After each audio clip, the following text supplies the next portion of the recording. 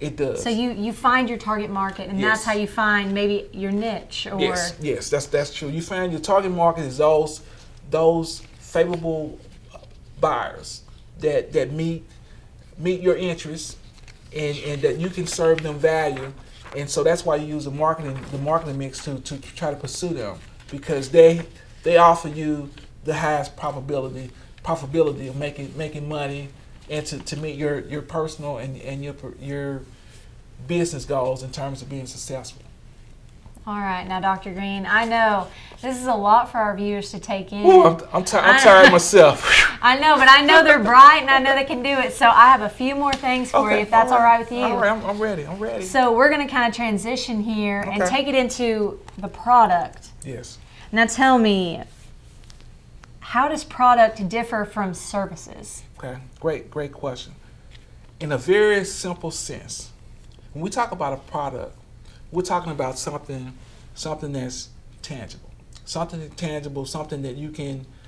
has a lifespan. It's perishable. But when we talk about a service are very intangible, items. You think about that: finance services, accounting services, engineering services. It's something that we talk about inventory. If I have canned goods, if I have those paper towels, I can store those items up, and I can bill that.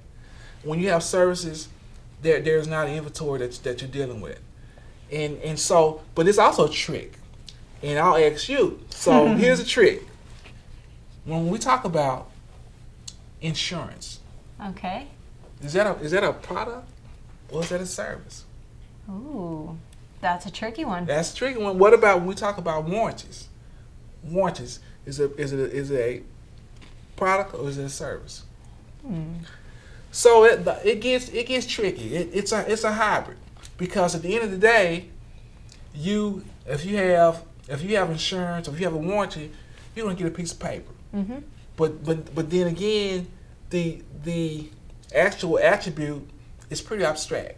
You know, what is insurance? You know, it's one of those things that it's really intangible. So it's a combination. That's when we're now in a world where it's very tricky in terms of understanding that. But in a nutshell, products are tangible, services are very intangible.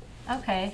So, for example, say I'm selling jewelry. All right, go on, girl. I'm trying to do that. I'm selling jewelry. So that is an item.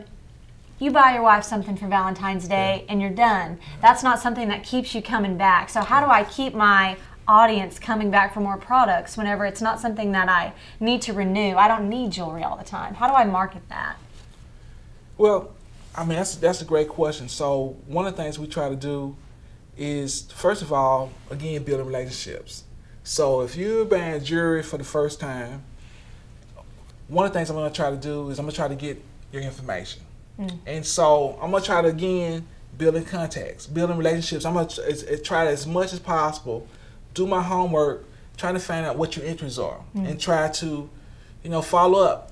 You got jewelry, but,